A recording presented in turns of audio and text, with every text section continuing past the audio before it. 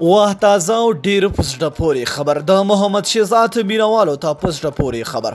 شهزاد یو ځل بیا ملي لوبډلې ته را روان دي. دا چې څنګه هر څه را سره په دغه ویډیو کې وګورئ. ګرانو مینوالو السلام علیکم.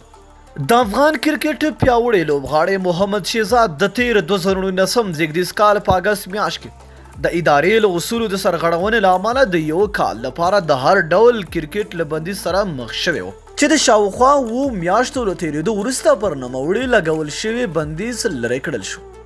محمد شهزاد څه موده وړاندې د ادارې د عمومي مشر او ډیسپلین کمیټې له لوري پر نوموړي د پاتې مودې بندیز د بخښنې غوښتنه کړې وه چې په پایله کې د ادارې د ډیسپلین کمیټې د پریکړې او عمومي مشر ښاغلی فرحان یوسفزي له تایید وروسته پر نوموړي د بندیز پاتې موده وبخښل شوه.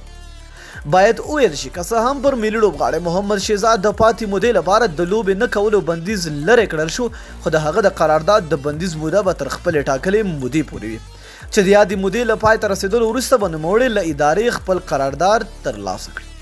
محمد شهزاد د کرکټ بورډ مشرتابه له اجازې پرته د سفرونو او همدارنګه د یو بل هیواد په کرکټ اکاډمۍ کې د تمریناتو له امله له بندیز سره مخ شوی و، ځکه هر لوبغاړی چې له هیواده بهر د سفر تابعه لري نو باید له ادارې اجازه ترلاسه کړي.